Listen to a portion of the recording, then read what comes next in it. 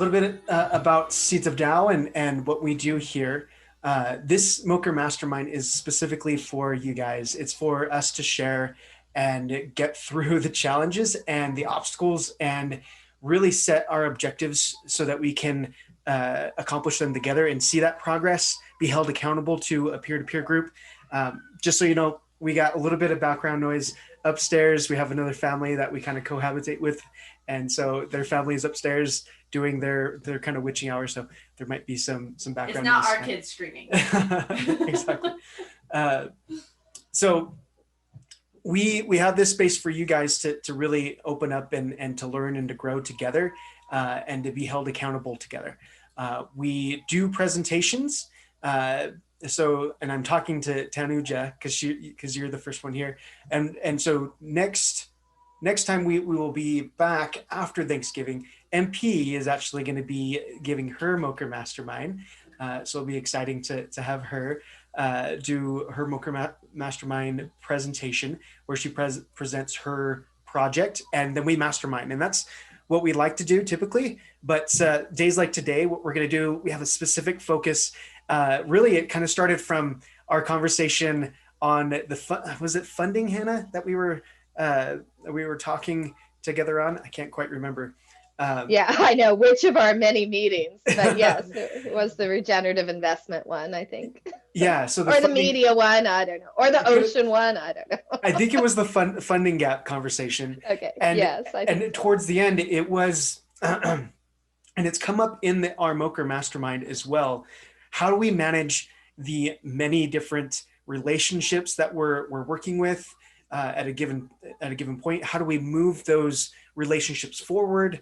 And a lot of different questions that kind of come up as we do work in cooperation with others and with many different organizations. Tanuja, your work right now with systems is kind of that other level of like, how do we make all these things work? But a lot of times it's a big people problem too, right? And so we're trying to figure out how we manage those ourselves and maybe create systems. And so we're going to open that kind of question up. And we're also going to be talking about, because it's very, very highly related, is managing our time.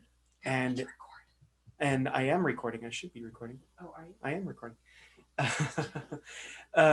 So I did remember to record. So we will kind of head it off right now with that in mind. And let's kind of start off. I don't know, Hannah, if you want to explain kind of your challenge right now in that area, I think it would be really good to start there, and then we can kind of work and try to solve and understand it more, and see where we also relate in that challenge as well. Okay, cool. Sorry, I'm just having to make some afternoon coffee too. I'll get back to that. Okay. And also, these are new headphones. Can you hear me okay? Yeah, really well. Okay, great, good.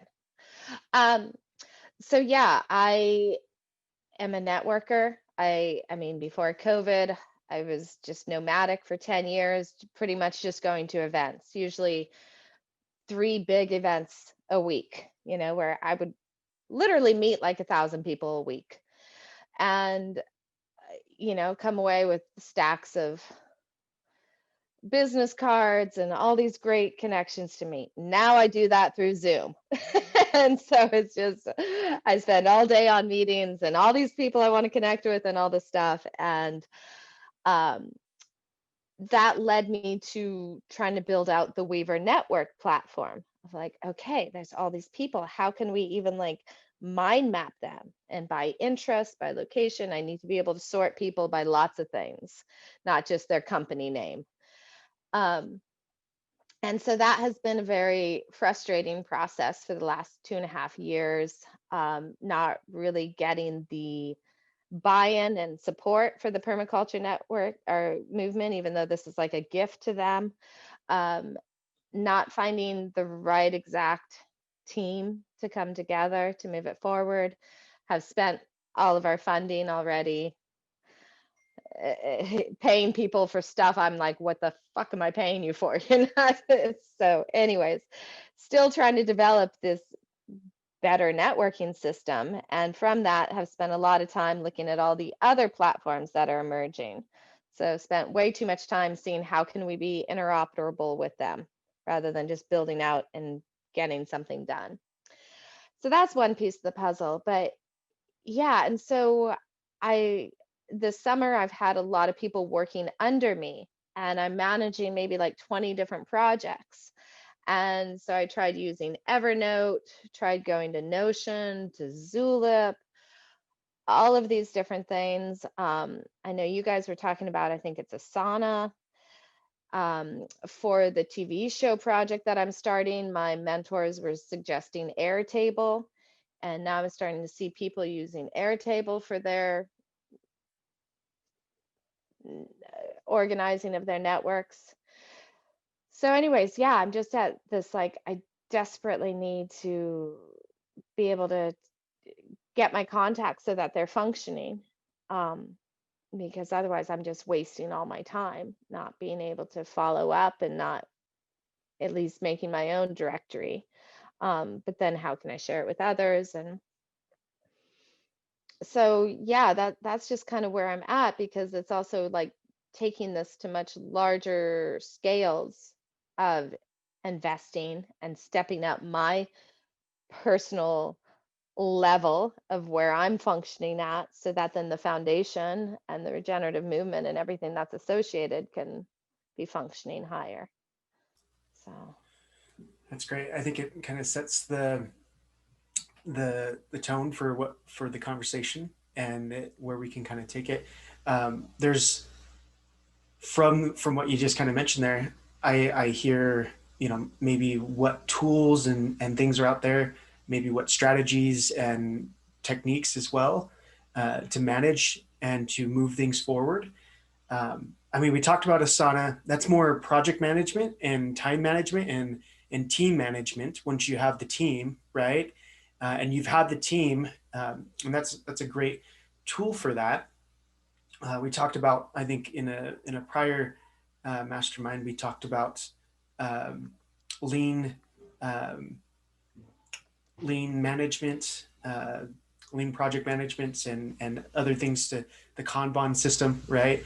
And talking about using those frameworks.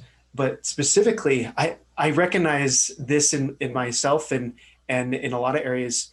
I think what really brought that conversation for us was you talk to so many people in a day that I don't know how you keep the conversation straight. Like I would be talking to someone yeah, and then be like, was it this conversation or that conversation? Uh, yeah, if I talk to that many, and I do that myself without yeah. really managing who I'm talking with.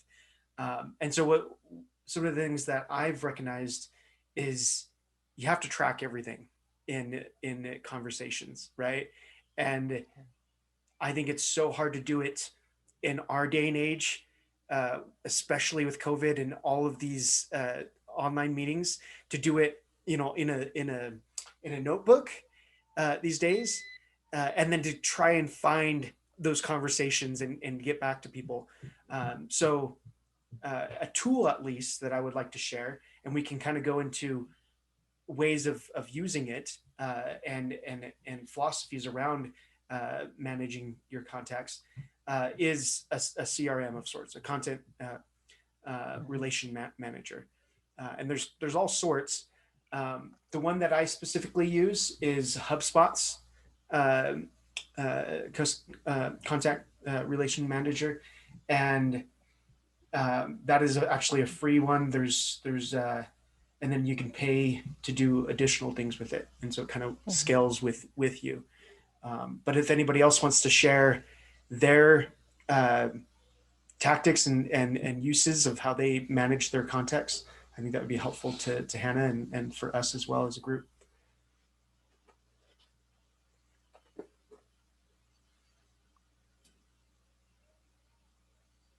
I agree with the idea of a CRM. I don't use one yet, but I wanted to make a point through the science of cognition because, once again, that's the sort of thing that's my field.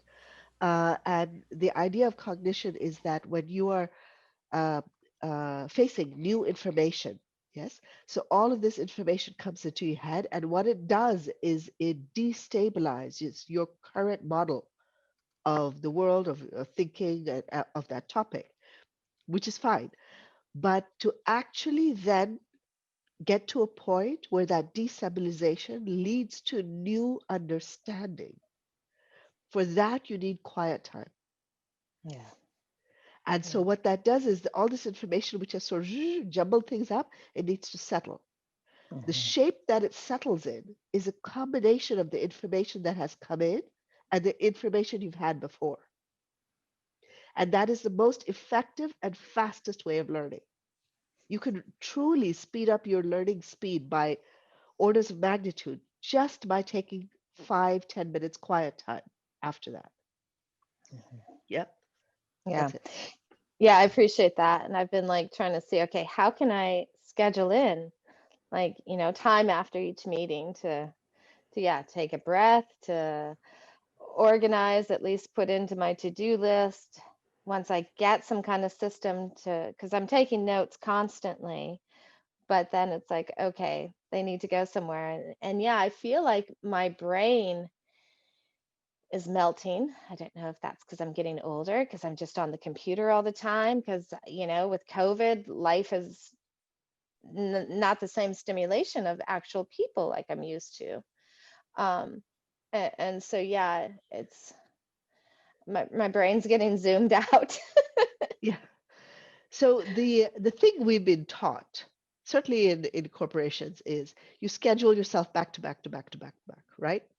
And so you end one meeting, you start another one, with the idea that the information that comes in is the action, but it's not. There's this additional step where it has to integrate with the rest of you. Yes.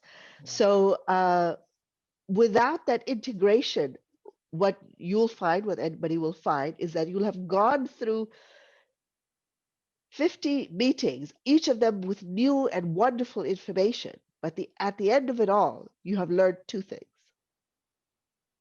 So it's really a waste of time. Yeah. And we do things like we have 5 minutes, we get on our phone, go through our email, right? So we're always moving from topic to topic. It's not so much distraction, but it has the same effect as distraction. Yeah.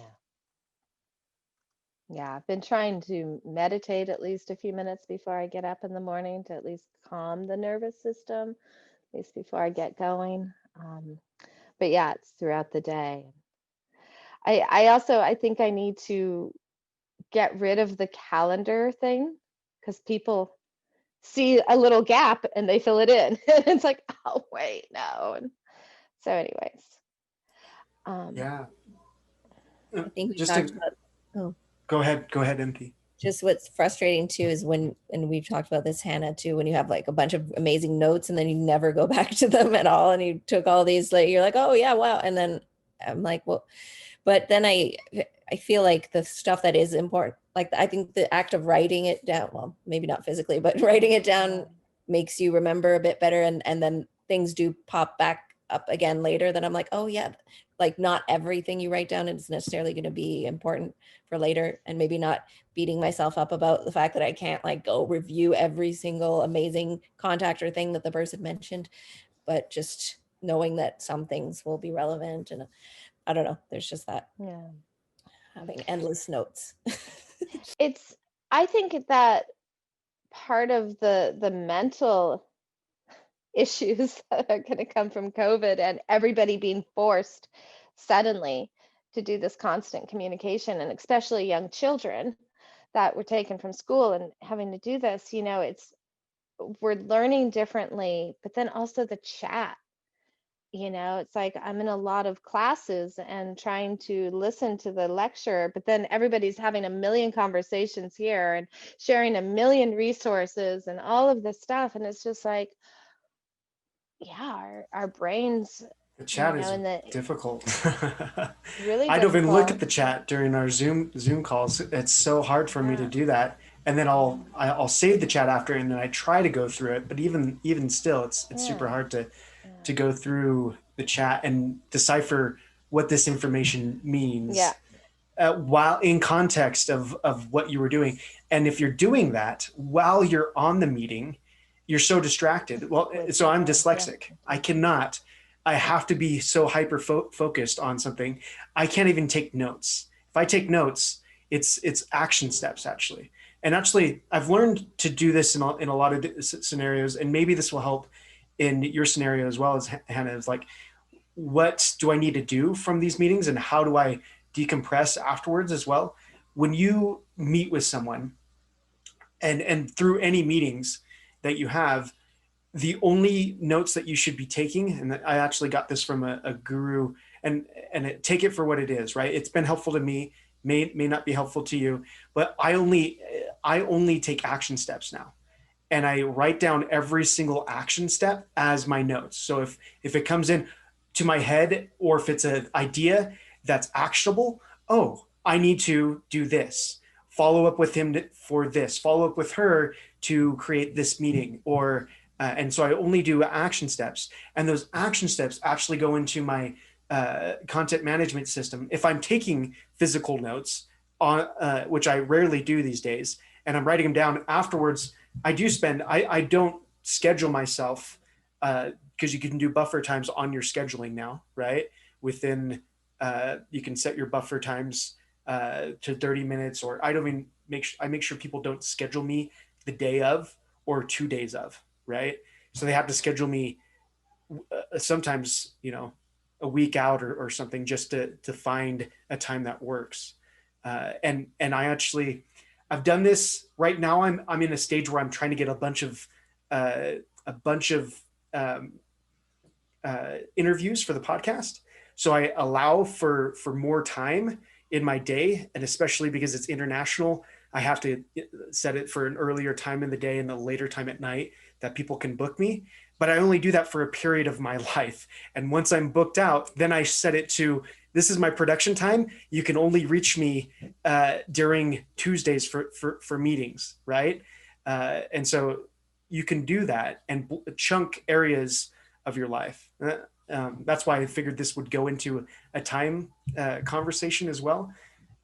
Who's here heard of the thoughts around chunking your time or blocking out time? Ray, has that been helpful to you, or do you want to talk a little bit on that? Like, I call it like batching or block. Like, so doing the same task in a block means that you can wind yourself up and get into a certain flow, and go, okay, well, for the next hour, I'm just going to do emails. So you just do emails for an hour. Or with my podcast, when I was doing it, I would have podcasting days where I just set up all my equipment. I know that I'm ready to go, and I might have 3 or 4 interviews that day. And I don't have to like set up and pack up, 3 times during the week. And blocking also, there's a kind of a psychology that happens that your brain starts winding up for a task before the task actually begins. So if you've got a block, that tomorrow is your podcasting day, the day before you start kind of planning, going, I should get really better at asking this question, or maybe I should say this as my outro. And so you start kind of preparing for that game day, I guess, a bit earlier. Hannah, what platform do you use to book your meetings? Because you said the whole scheduling, people booking calendar. I guess it's just on Calendarly, and then it goes to Google. But yeah, if you guys have better suggestions, or I guess I'm also on the free one, so maybe I need to pay to be able to have more control. No, I don't think so, because I'm pretty sure on the free version they still allow you to have meeting buffers, and that's like what Josh was talking about before. You can set parameters. Maybe it's just a matter of digging into the Calendly settings and going to the advanced tab and saying, don't allow people to book for at least 48 hours in advance. So that way you've got time. People don't sneak into your calendar in the last minute, and you thought you had some thinking time, and now that's kind of taken up. There's also like buffer where you could say don't book anything for at least 30 minutes after a meeting, so that just naturally Calendly will organize your calendar to always have a 30-minute meeting buffer, and that also stops that whole like being in the middle of a Zoom meeting and like the next person arrives and you're like, oh, I really need to go. And there's like that anxiety of like quickly wrapping up, which means that like the last 10 minutes of the call, you're probably not even concentrating because you're worried about wrapping things up and the next guest could be coming, or they click the link earlier and they're already there. So just using the tools to help you manage that anxiety. So some of the things that I've done is the buffers on Calendly. I also have like Wednesdays as a no meeting day. So it's like, that's my midweek respite day. And so I've found that for me personally, the midweek, not doing major tasks is a nice little kind of respite. So it's, you know, some people do 3-day weekends. That doesn't really work for me. I much prefer the midweek respite. And then also, if you're using Zoom, make sure that you have Zoom set up that's managing things for you as well, like making sure that you have the waiting room set up. So when people come early, they're not disturbing your meeting. They're sitting in a waiting room, and that's all part of like the basic plan. And even if it is $20 a month, like it really helps with, you know, I have people check the link and join like 3 days beforehand because I'm testing to see if the link works. And all of a sudden they'd come into a meeting room, you know, and all those things. So like using the tools features, it might even pay for half an hour to go through all the Zoom settings through the web app and just read all the features and go, oh, that could be really useful, you know, and ticking that feature on. So my point there is let technology do some of the thinking and management for us so we don't have to do that. You know, make sure that with Calendly, yeah, might be about paying for it. And I think that's about $10 a month. And making sure that you have like 24-hour reminders to increase the chances that people come to their meeting. You can even now do post-meeting follow-up. So getting the guest to do certain tasks for you. One of the other things as well with Calendly is getting them to fill out extra questions when making a booking. So instead of you then having to go and find all the data, like what company do you work for, what's your email address, and things like that, making them fill that out as extra questions in Calendly, then you can just feed that straight into your CRM system.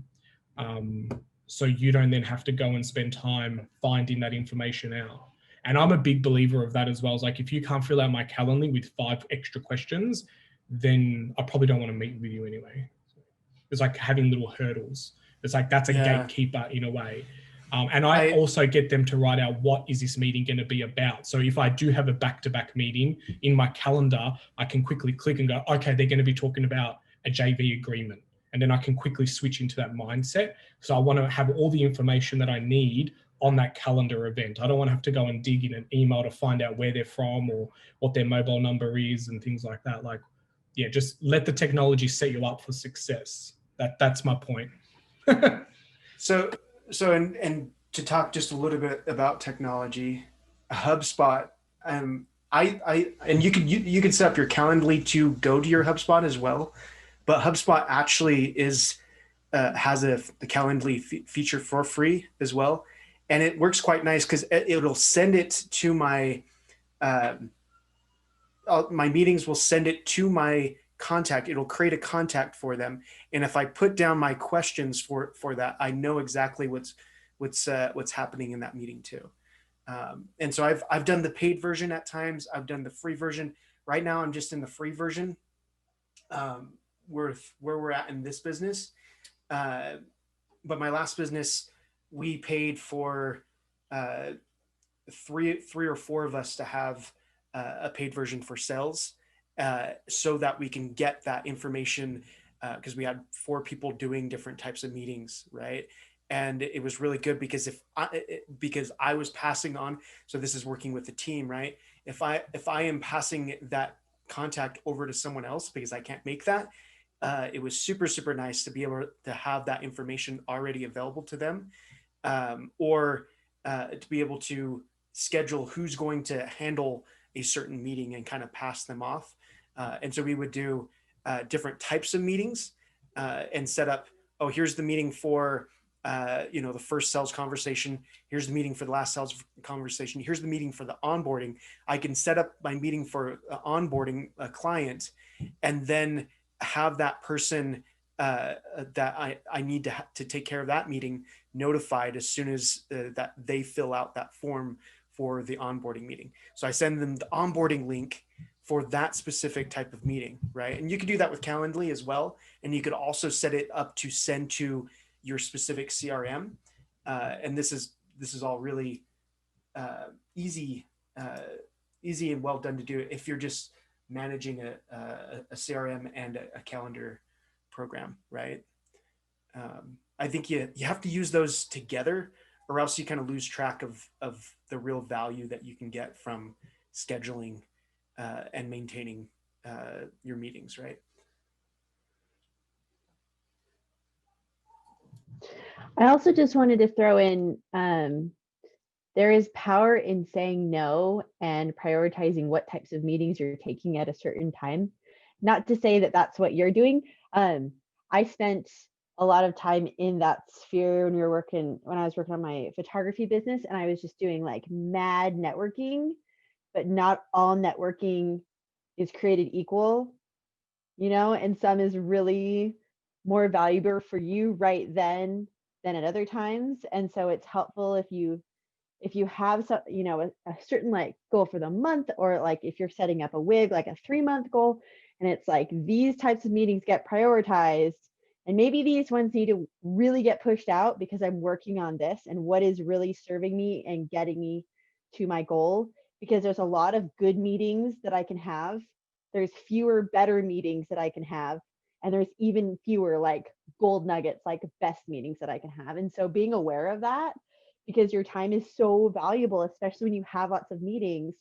And if you're finding yourself so frazzled because you're talking to so many people, you can't do justice. You can't bring your full self when you're having those best meetings. So it's just worth throwing that in there, because I have a hard time saying no. So that's something I've been practicing. Like, no, we're not going to do this because I need to focus over here. And this is best for me. And that's just good.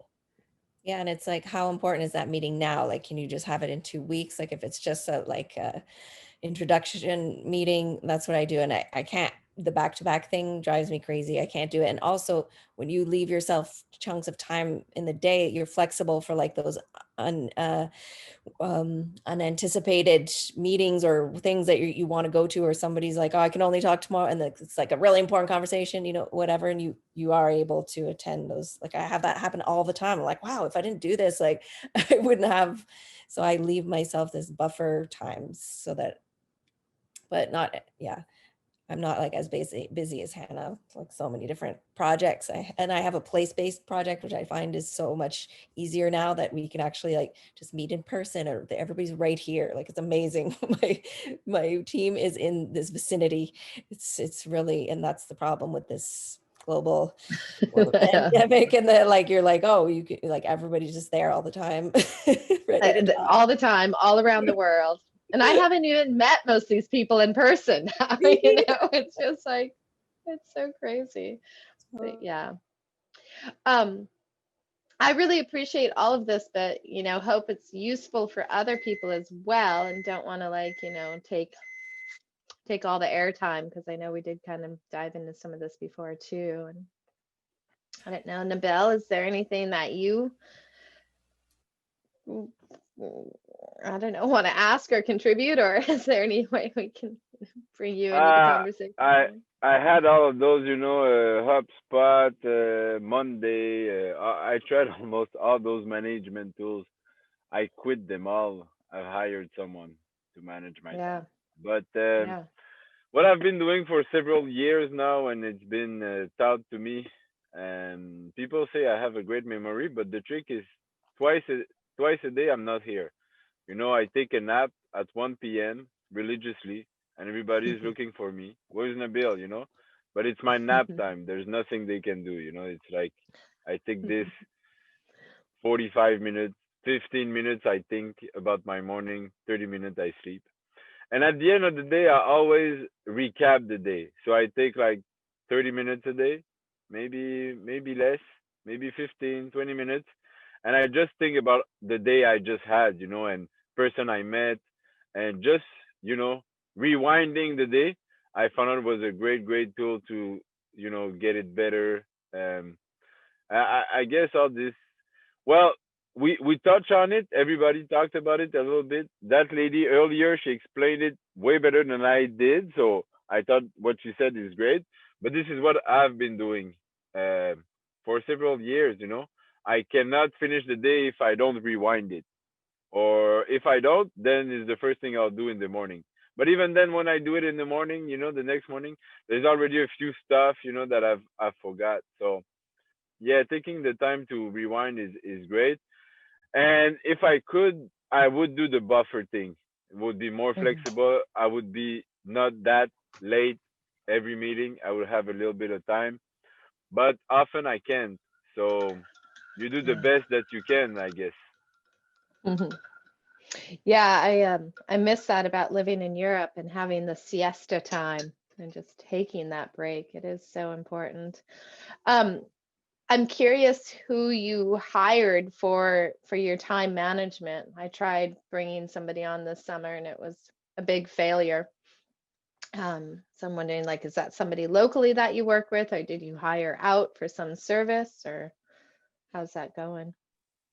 Oh no, I had several failures, absolute failures. Hmm. And at the end of it, we hired someone that was already like working with us.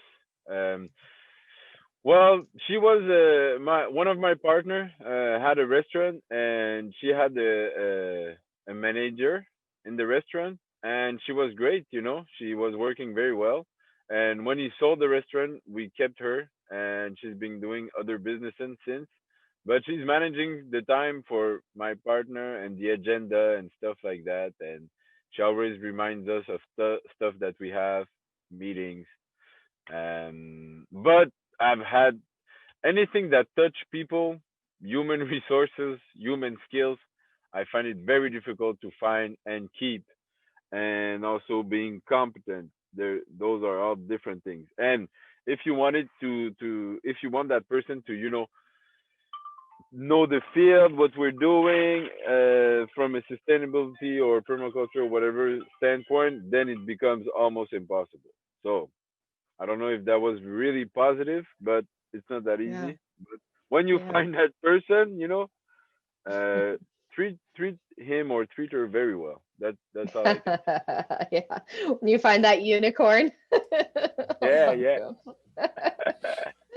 So I've only had one business where I took on employees and we never found that perfect person, right? It's a hard thing to do. Even my partner, we had so many disagreements with the way that we did business, and it was really hard to get through things. But we managed to somehow make it work for the time period that we did. And I think it is a lot of that. Like, you're going to have to work and let them work out the kinks as well, and then get to a point where it might not be the right fit, but there's going to be the places that you can make that situation the very best. So if you're hiring someone, if you're getting volunteers or whatever, the what I've learned is I don't hire anymore unless I know that job entirely and I can actually get some of the tacit knowledge down on paper and say, this is, this is how I want at least some type of structure, and it's setting them up for success instead of, this is actually taught to me more through the e-myth and then trying to apply it with employees and volunteers.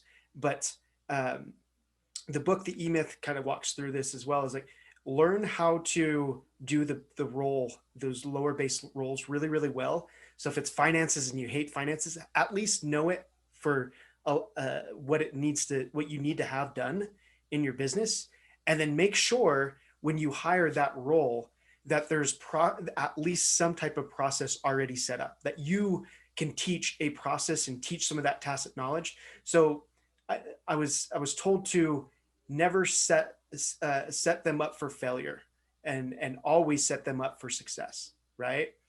Um, so and Ray had a bounce early, but set them up for success by getting those few things down, uh, that you know that need to be done in this particular order, and then allow them to step into that and make little changes and tweaks to that alongside you, right? Because you know the process, they know the process, and now you can hand it over. And that's something like, if you can't do that for in the beginning, and you're just stressed for time, and you're wanting to free up time to work on the business, well, work in the business a little longer so that you can understand how they can work in it, and then allow them to work, allow yourself to work on the business. If that makes sense. Yep, totally. The fun of being an entrepreneur, you gotta know how to do everything. Yeah, or just a manager of people, right? Yeah. And in projects. Yeah. So, okay, cool. Thank you. Nabil, did you have something else? You were off mute for a second there. No. I mean, no. Okay. If you're okay with it, Hannah, I do want to just share with you a little bit about HubSpot for you, and for those that said they wanted me to record this. They were specifically interested in learning more about that tool and how to use it as well. And so I can share that with you, share some of these philosophies and techniques working inside of it as well. Cool. So let me just, and I might have to, if we put this out live, I mean, we have contacts in here and stuff, so we might have to like block it out if you're editing this stuff, like names and stuff. But please, if you're seeing this, like, I'm seeing if anybody can see any of your information in here. Okay, so I'm going to share my screen real quick. Share screen.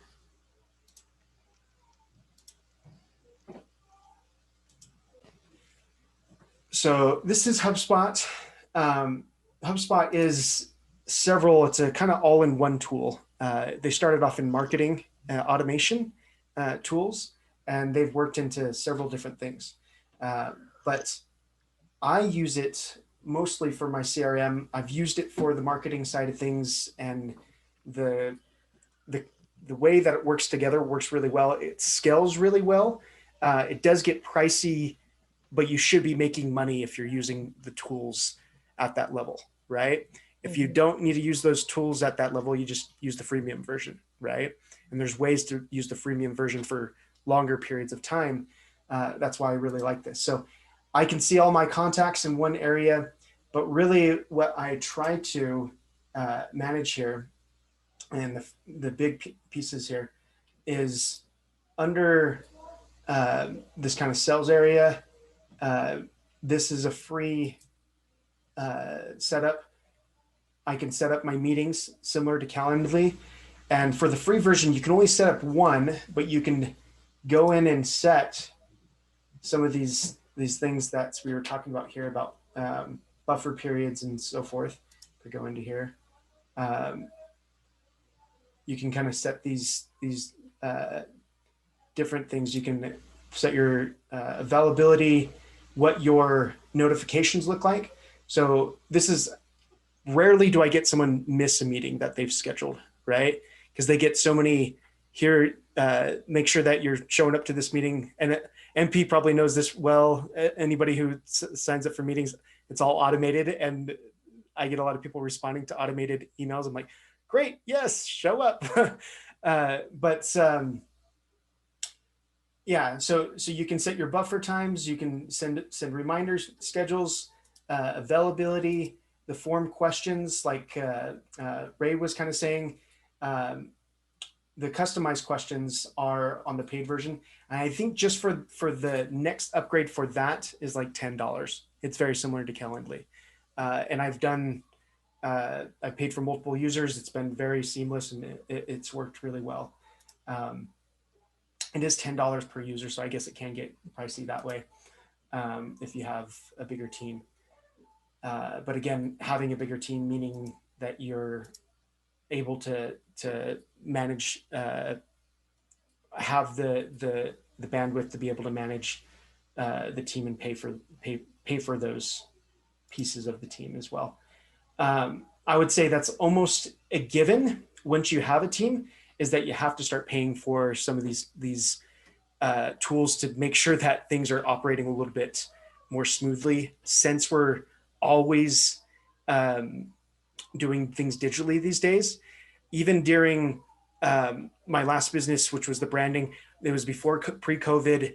As soon as we started taking on more than 2 people, we started paying for these tools. And that's a good, I guess, estimate of time that I would say of when to start scaling to the paid versions of Calendly and those types of things, is when you take on that third team member and you're trying to manage multiple calendars and those types of things. Start paying for some of the tools, which also makes sense to like, well, if I'm going to take on this person, there's automatically expenses that come with taking on someone, right? Besides just their wages. So we have to understand like where I'm getting the profit or the earnings to be able to take on these bigger tools and manage these bigger tools. I guess it's a little different when you're managing volunteer teams, but when you're starting to manage paid team members, there's inherent cost to having a team. So this is the kind of meeting or Calendly side of things. What I really like about a content management system is setting up flows or sales funnels. You can call them in many different things. Even if you have just what would you call it, a partner that you're working with, or you're working to set up scenarios, right? And again, try not to get into the names here if you can, and look at where some of these things are. You'll probably see some of your names. Some of these are automatically generated, but my system sets up a deal flow, or I've set up a deal flow of what I like to, and this is really complicated deal flow, and I'm going to make this more simplified for what I'm doing right now. But you can set up any of this, like I have this first meeting, this second meeting, this third meeting with someone, almost always, right? And these are the 3 meetings that I have, and I can see them going through to certain parts of the meeting, right? And so because I'm on the free version, I can only set up one deal flow. But if I have paid versions, I can set up multiple of these deal flows.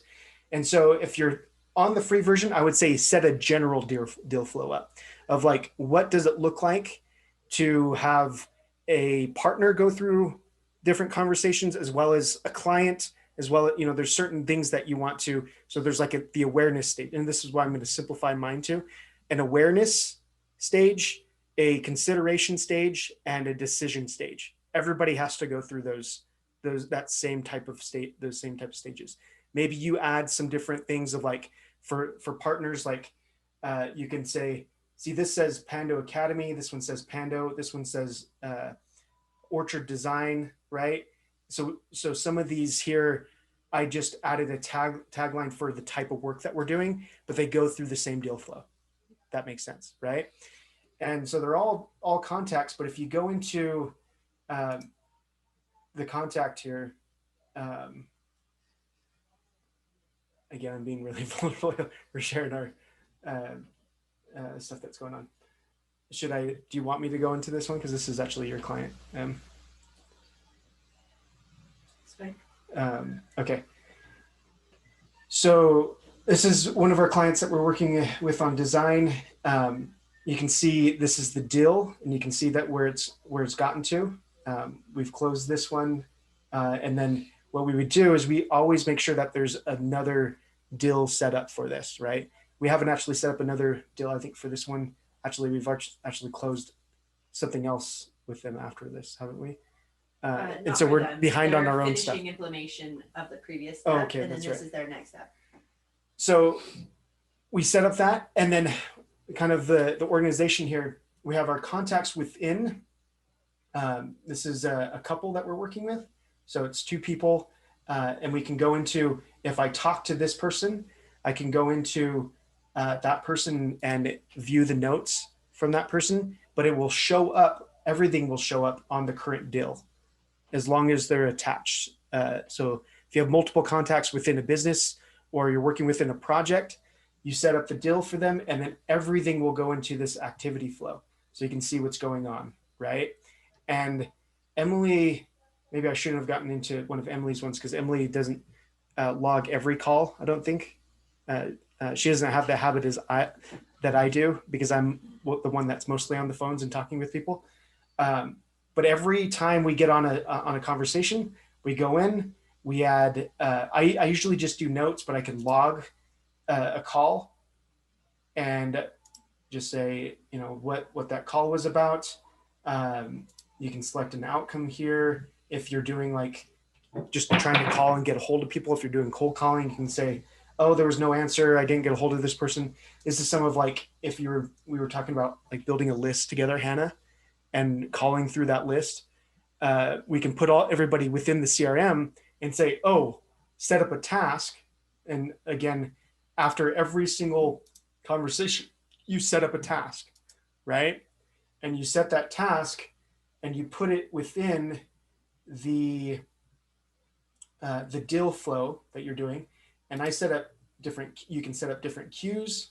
So again, here, awareness, consideration, decision, right? I'm starting to set that up here. Oh, this is in the consideration. This is a task for consideration. I can go back in to my tasks afterwards.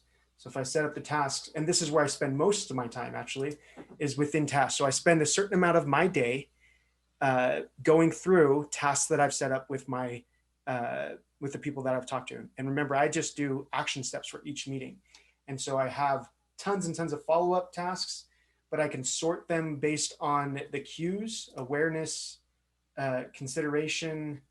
I'm just kind of cruising through these, or decision, and say, okay, I need to spend time mostly on decision stuff today. And I don't have any decision stuff today, right? And so I can kind of go back in and kind of see where I'm at. And if you're getting behind on your tasks, I mean, it's okay. You just start with the most recent task that you need to reach out to. So this is some of the flow. I just wanted you to get a sense of what you could create within a CRM, Hannah, and those that are listening to right now or to the recording later on, but might be something that you can use for managing your connections, especially Hannah. I know you have so many people that you meet in a day, and you have so many ongoing relationships. So any questions on how to use this, or how to use some of the principles that we've been talking about? And I'll just mute myself here. I have a question, because this is part of, I'm very dyslexic too, and get so tired of all this linear stuff. That's part of like what's drove me to try to invent Weaver, where we could just mind map out all my connections. I want to see where everybody fits on the spider web rather than on the thing. And we've been looking into social mapping stuff with Weaver, but I'm just curious if you've ever found anything that's a little less linear that you like to use. I wish there was. The closest that I've seen to less linear is the funnel mapping of like you set your funnel of like how you want your people to kind of go through your interactions, or how you can manage your interactions, right? And so that's just kind of planning that out in advance, and then you can see where your people are, right? So I have this many people that are getting stuck in this kind of second conversation of, or I have a ton of people in decision right now, and I can go in and I can view those people that are in that decision mode, and I can look at that. And that's the most visual that I've seen in any CRM space. For like what you're creating with Weaver, that I would still have to use my management system to be able to interact with Weaver, right?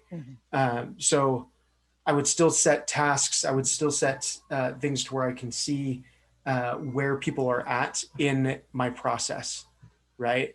Oh, I only had one conversation with them. They're here, and I know that I have this many conversations that are only, one in that first introductory kind of awareness stage, right?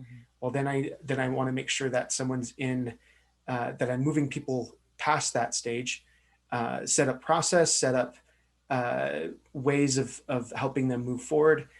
That's really all I've been able to see. You could make something more visual, but again, it would probably take more time for you to manage that system than it would for you to actually have something like that's already set up. Right? Yeah, totally. I know it's constant trying to reinvent the wheel just because. In your coaching with Seeds of Tao, is this like stuff that you walk people through and kind of set up their systems of management like this? Yeah, it's been a part of our business coaching and consulting. It is right now we have one client that is more marketing, but we're working on taking her through building her services out, and then taking her through how to create her messaging and branding for it. And that's kind of our later work, but we're actually building out her business model right now. And so that's some of the work that we do. I don't do as much of this type of stuff because I do it when I've done a lot of sales. Once they're at the sales mode and they're grinding to build contacts, this is when I would have this type of training with someone. But I've never actually had maybe per se a client like you Hannah, where you're mostly working on building networks and whatnot. But it would be really fascinating to help you in that case if that's something that you wanted to explore. We definitely can. Yeah. Well, I certainly appreciate this help too here, and I know you guys are donating your time to the good cause. Yeah. But thank you. Yeah, definitely. Yeah. And hopefully this recording helps a couple others. I was playing Ray's advice of like when there's someone that's trying to learn something, record it, make sure that you can share it. And there was others that I was saying, we're gonna have this meeting. Oh, I'm not gonna be able to make it, but I would love to know more about it because it is a constant issue that I think a lot of us go through. Yeah, information overload, and so then it's like, how do we deal with that? Yeah. And I'd have to go through my notes to find it, but he mentioned in the last time I popped in on the MOKR meeting, a software that he uses for recording his short little videos. And I can find that somewhere, but that might be worth mentioning. Are you an Apple user? Here. Apple user, you are. It works better on Apple. Yeah, let me see if I can find it real quick. I know I'm trying to think of the name of it because I can't use it because I'm not an Apple user. So I just use the app that I use is called OBS Studio, and that's a really good screen share tool that will record in many different formats. But that's more for podcast or media people. Maybe you've run into OBS Studio yourself, Hannah. You have, yeah. So I just used OBS Studio, but Ray, I've also used, and it didn't work out that long, but what do you call it? And it's they don't have the screen share feature right now. Slack also has the paid version. You can actually share your screen and send video chats as well. Did you know that within the paid version of Slack? No. Huh. What's cool. Emily, what's the screen capture that you use? Well, not screen. QSnap. QSnap? Is that what it is? Okay. So there's QSnap. There's several of those. There's a bunch. Just Google it. Yeah, totally. And I know someone that used this for business, but you use it for Marco Polo. Have you ever used Marco Polo? Anybody here? Yeah, for social, but that'd be good for work too. Yeah, you just say, you set up a group chat with everybody, and I know I've tried to do it with business, and my business partners did not like doing that. But I know other friends that have done that before, and they would get ideas out, but you can't share screens on that, can you? I don't know. Yeah, I don't think you can. Nabil, do you have any comments that you want to bring up? I love HubSpot. You love HubSpot? Do you use HubSpot before? Or, Yeah, I've used HubSpot quite several times, especially for email management. There's a setup there, especially like when you want to introduce yourself for like it's the first email. And if you get a great CRM that got all the email well written in it with decent information about your customer, it can create automated email. So like we had one for the smoothie company. It was already like putting the name of the customer on top of it. Hi, Mr. Whatever his name was, blah blah blah. Let's introduce ourselves. X the name of our company, and email were automatically generated, which is a great tool. And if you get a good CRM with a lot of data in it, you can send like 2,000 emails in one shot. If your HubSpot and your CRM is well established and well put together with decent good information. Actually, I used to work as a data scientist. I used to be a programmer and in another life, and getting a good database is crucial. It will save you a lot of time. So whenever I finish a meeting with customers, this is the first thing I do. I put all the information that will go in the database. I put them right away. It helps me remember what I just talked about with the customer. I put some notes as well in my CRM, any kind of notes. Sometimes I put like the guys has three children. So next time I go meet him, hey man, how are your children? People appreciate that. So anyway, this is the kind of note I will take, and having a great database will help you like enhance your HubSpot possibilities. So that's it. Yeah. And Hannah, with you creating Weaver, I wonder if, I know there's a lot of integrations. Salesforce, I've used Salesforce on other sales teams, is very similar, but it's more expensive. And there's Microsoft CRM, there's all these other pieces, but with Weaver being essentially a database, right? Where I would hold a lot of that information would be in like a Salesforce or a HubSpot. And then you use the information, because that's basically what their tool is all about, is holding databases and being able to use that information correctly. So where people are at down the pipeline, what groups they're in, what companies they're from, and all that information is aggregated that you could use in smart ways, right? So you creating Weaver, this network of bunch of regenerative people and bunch of different groups and from all over the world, you use the database engine on like a HubSpot for some of the stuff, but your interface is probably built on something different. And there's a lot of like HubSpot, Salesforce, Microsoft CRM, you're going to have a big development team to do something like that. But like Salesforce and HubSpot are like already cookie cutter baked systems that you don't have to have a lot of development teams with, but you probably do have to have a bigger team to manage some of that stuff.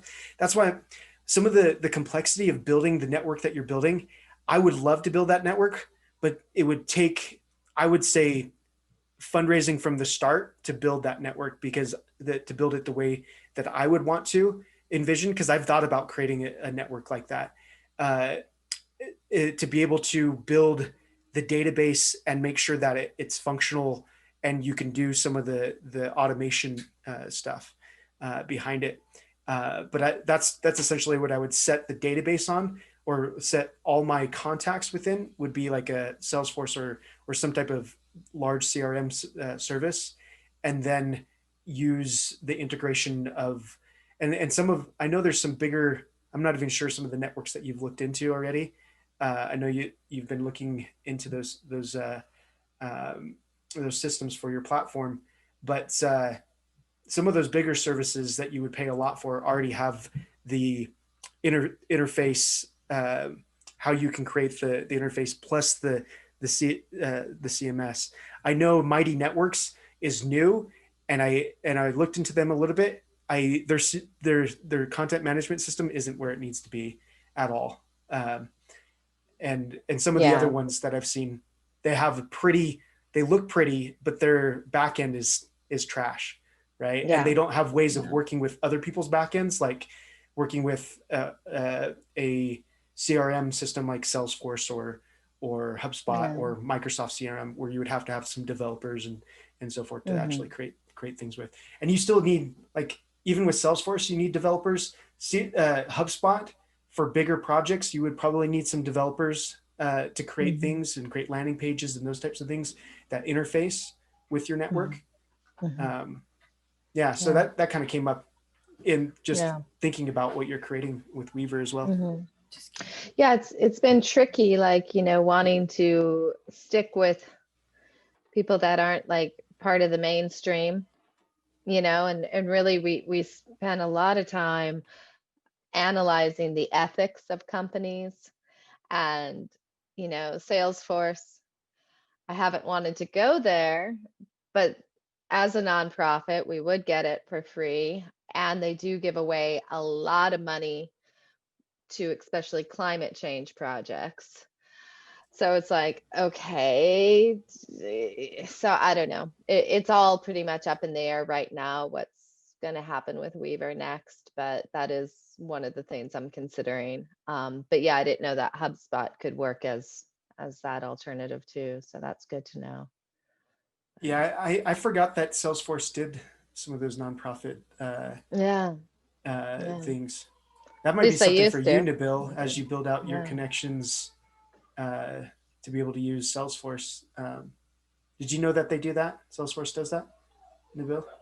Yes, absolutely. But I'm going to tell you the truth. At the end of the day, we used a lot of that. But when we got really more into the fertilizer industry, I came to the point that, fertilizers are mostly used by farmers, and farmers, they don't respond well to any of those, So in the last, I would say, year and a half, my best strategy was actually shaking hands, going there. Hi, my name is Nabil. I grow insects for X number of years. I use my product. This is the results I can show you. And they can see, like, in this Instagram era, people are really looking for authenticity, which becomes really rare. So this is why I have partners, that specialize into marketing and all those tools. But I became the guy that goes on the field and shakes hands. So this is what I've been doing for the last year and a half. So at the end of the day, the Salesforce for me is really like being authentic and talking with people. And I know it's the COVID time right now. It's not a good advice to give, and a lot of you probably miss that. But it's still what I do, because farmers are considered as essential services. So I mean, we can still do our thing. Oh, that's cool. Where are you right now? Are you in France? I'm in Quebec. Oh, okay. The Canadian France. Yeah, exactly. Yeah. That's cool. But if we can move, this is one thing I'm gonna. I was supposed to go this year on the Pacific Coast, because over there they have, like, they're 10 years ahead in organic farming, MP will agree with that. Maybe 15 years. So organic farming, permaculture techniques, also using eco-friendly fertilizer. So I was supposed to go this summer, try to find new customers for our fertilizer, but because of COVID, we postponed that trip. But this is our next step there, moving west.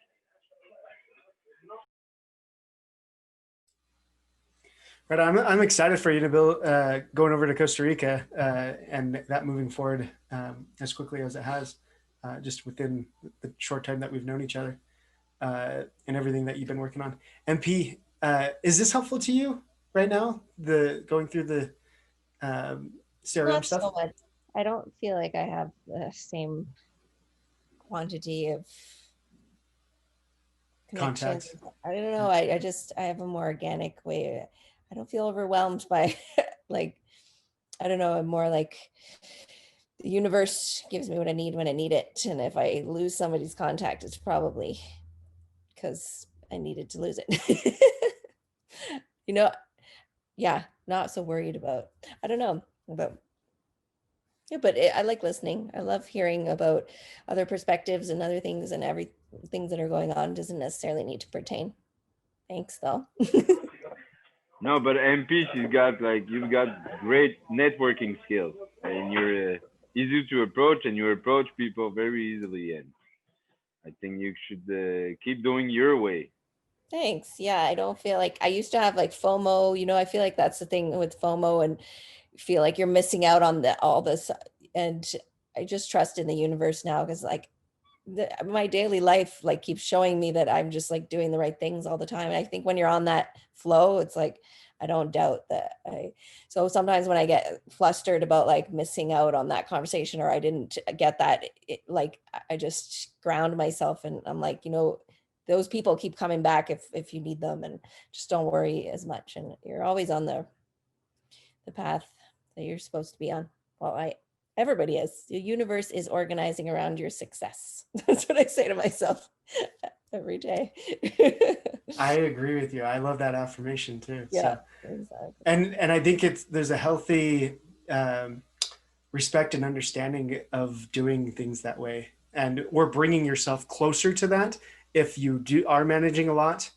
I don't know. I have to, if I get too far, if I'm, like Emily said, networking all the time, you can network yourself out of business. And I've seen our photography business, it was getting that way, right? Because we always felt like we constantly had to be in front of people doing the BNI stuff. If you ever done BNI, and doing all of that, it was not fun to constantly be networking, to the point where if we would just build more intense relationships and kind of feel where we needed to be, uh, you do a lot better in those situations. Yeah, with that intuitive sense, but not everybody. I don't know if you can cultivate that. There's like Ray was saying with self-help books, like it's just everybody's different. Like some people are more intuitive, and you can try to get it more in tune by meditating. I just feel like some people are just born with certain things, and like the way Ray does, he's so organized, and like that totally works, and that's awesome. And that would stress me out to be like that, like so hyper compartmentalized and everything, and maybe you do it too a bit, like I just like, but then work with other people when you're kind of like, oh, don't worry, everything's there. Like when I try to explain my ideas, like I can't like show, it's hard for me to like write anything so I have to be able to like explain it and show my passion and just trust me, and it's like it doesn't always work. So I mean, I don't know, yeah, but I feel like it's working right now, and whatever. Yeah, no, it is working. You're moving a lot of great work forward. So we're gonna wrap up. We have 8 minutes here. I guess just for a moment, if you guys are okay with this, and I'm gonna put this on the recording as well, because this is something that I've done and can kind of continually do with Seeds of Tao. We do coaching, and we do consulting, and we help people through these difficult places and challenges. Some of the big things that I know I don't often do these kind of pitchy things on these scenarios, but I do want to kind of bring it up because I think it's of value to those maybe caught in a certain situation where they're stuck, they're trying to work through some things. I've been able and been actually gifted to actually experience a lot of people's different businesses backgrounds as a branding agency. And as someone that's worked with a lot of startups and in a lot of startup situations, I've been involved in organizing incubator programs and have worked with lots of different types of businesses, mostly in business, rarely in for-profit, but a lot of times those early stage businesses run like for-profits because they're just passionate about what they're creating. And so I've seen a lot of scenarios and I get to see a lot where they get hung up. And so if you're looking for and you feel like you're caught in a certain situation or you're trying to achieve a certain objective that you've never achieved before, this type of stuff I can help you with and work through a certain situation or direct you in the right direction. And maybe it's just a free call, free consultation where I don't know exactly, but I might be able to direct you in the right place. And that's another gift that I have, is to be able to connect people with solutions, whether it's a resource from someone else. And I know Emily's great at doing that as well. And so if there is any need that way, yes, please reach out. And also, if you don't know, and you don't know what you don't know at this point, this is what the Seeds of Tao program is really all about, is actually getting people in a community of peers to have these types of conversations when you need to have them, and find the things that you don't know, you don't know, and progress in those situations, right? So these calls, we have the Slack channel that's really focused on trying to really focus on the entrepreneur or you creating a livelihood, the individual creating a livelihood within the permaculture and regeneration field, and making connections in the sort. And we do have courses on stuff like this, on the smaller but very significant pieces of running your business: how to manage yourself, how to manage your time, how to manage your communication with other people, and be able to move your goals forward in a structured way. So that's, I guess, enough said there. I rarely do that. I'm sorry if that was a bore to you guys, but I hope you enjoyed this little mastermind session that we had tonight. Yeah, thank you so much, and good commercial. Yeah. Well done. You're allowed. That's good. You're allowed of a little advertising on your own MOKR. That's fine. Well, thank you, guys. We will record this and I'll put a replay out. And if you want to share this with anybody you might feel needs this right now, that would be helpful. Hey, can I steal a minute? Yes, Nabil. Please do. Right. So I have a new challenge there, and I wanted to share with you guys because that's the little bit of the goal of networking there. So basically, the lawyer for the foundation told me that we're gonna have, and that's one of my goals, an education and research mission. It's one of the criteria that is allowed to have a charity in Canada. And anyway, that was my goal. I'm not going to plant all the vetiver in the world. I need to train people and share the knowledge so that they can keep on going after we're gone, and they can, take care of their land and propagate good practices about soil erosion. So that's fine. But in order to show control and credibility, we should have a research council made of maybe 3% that has some experience and credibility in the agroforestry regenerative permaculture field, and I'm looking for it. I'm looking for people that have experience or willing to share. It's basically in order to be transparent and in order to show that we're doing work properly. It's basically to criticize my work. That's gonna be mostly. Like, is it for a board or different than a board? It's So it's different like than a board. Advisory I'll board. give you a pretty much really easy example. All the educational and research mission that we have will have to be publicly available, not in a scientific paper. If it does, it's good, but if it's only on your website, it's fine as well. But like for example, right now I'm gonna test a new irrigation method for the vetiver system using those water jelly water seeds, hydro retentor.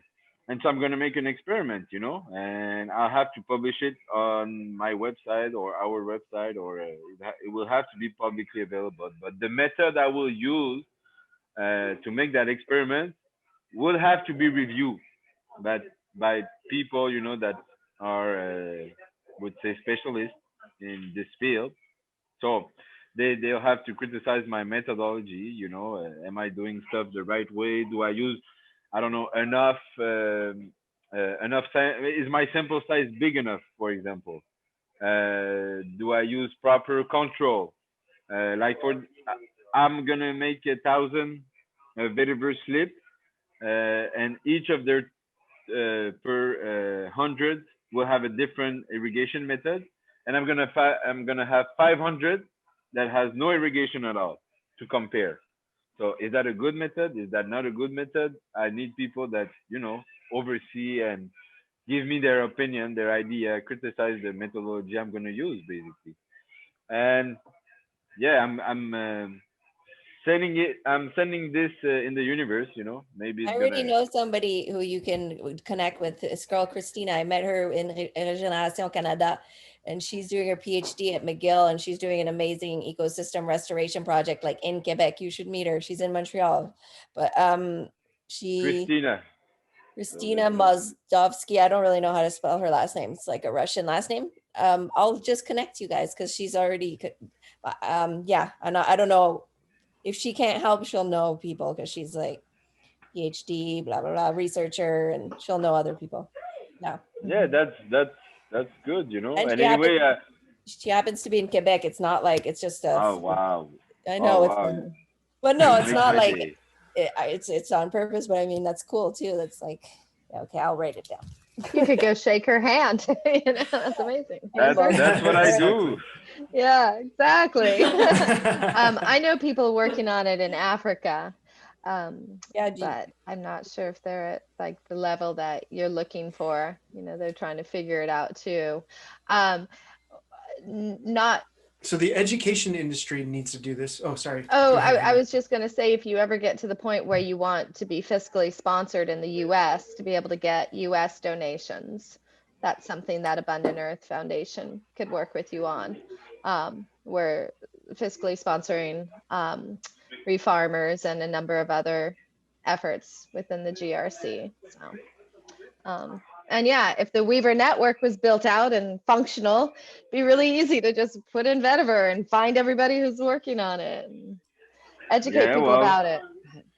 So as a public space for posting research and case studies, I have actually been thinking about doing this for the people that go through this program, whether they're nonprofit or a charity or they're for profit, but having a public space where, and this is part of how the education system already works right now, right? And so educators, like when they're doing their research or they're getting their PhD, they have to get public, what do you call it, review or analysis, right? And because we're trying to create an education platform in a sense for the regenerative world, I want a place for us to share case studies of how we're getting through the funding gap or how we're getting our projects through certain things, or sharing our research and getting feedback on it and having that place be that, right? I was thinking of the GRC being a great place for that as well, to post your work publicly, but it's not a public place. And so I'm trying to, as we're building out this education platform, hopefully, Nabil, you can post your stuff. The Slack community is actually public in a sense that anybody can join the Slack community. So if you just need that for the law side of things, post it within our Slack. It is a group that anybody can join. So it is public. If you just need that for the law side of things, but we're also trying to build a database of case studies and peer-reviewed research as well with the projects that people are building. But it's just something that we're still small and we're not nearly as visible as maybe some of the other places that like maybe MPs contact could direct you to, or some other people that are already in the charity and education and research field. But it's true that at GRC, like I gave you the contact for that Neil Spackman guy. Is that his name? Neil Spackman. He's doing like he does did this amazing desert restoration project. Did you look him up? Yeah, I looked him up very well. Actually, I've seen his video before you showed me. When I saw he was in Saudi Arabia, I knew exactly what it was because you told me maybe North Africa at first. I was like mixed up, but yeah, I've been following this guy for cool. He's a mentor to me. I wish I could. Oh, nice. Well, he's on GRC. You can connect with him, but yeah, I'll connect you with. But that would be a great place too because there's so many types. He's now doing like shrimp farming. Sustainable shrimp farming in different projects, trying to now. Yeah, I've run into him on the GRC, so you could reach out to him. Is he actually communicating on Slack though? I think I've just seen him. I have his email if you need him. Yeah, no, he's a good guy, but yeah, he's not in the desert anymore. Now he's focused on marine stuff. But yeah, I mean, there's certainly that's just it. So much wealth of knowledge. And so I appreciate coming together with you guys and sharing our insights. Thank you, Emily and Joshua, for hosting this space. Yeah, thanks so much. Yeah, thank you guys. We're here every week. We'll be except for next week. Not to do a shameless plug, but tomorrow morning at 8:30 Pacific time, we're doing our Regenerative Investment Alliance meeting, and Chad Thiessen is going to be talking about the many different layers of investment that he knows about and different financing. So, well, that's good. I hope it's useful. I do too. Yeah. Me too. So we'll see. Yeah, I'll come to that, and then regeneration pollination. But you guys mostly know. Yes. Yeah. 5 p.m. tomorrow. Yeah. Yeah. I'll try to. I think I'm going to be able to make regeneration pollination. But what time is your stuff? It's in the morning. 8:30 to 10 Pacific time. 8:30 to 10. That's Pacific so 9:30 time. to 10. Yeah. I'll be there. 11:30. Great. So, anyways, awesome. Thank you. Hey. Appreciate it. Okay. And yeah, thanks, guys. Yeah, have a great Thanksgiving next week. You guys Yeah. take it off. Get a day off, huh? No. I know. No. I'm cooking all day. Oh. I'm working a little bit, but less. Yeah. We'll talk about that. Awesome. All right. Well, good All right, night. guys. Have a good night. Safe travels, Nabil. Yeah. That's great. Yeah. Thank you. Ciao. I wish you a great night. Bye-bye.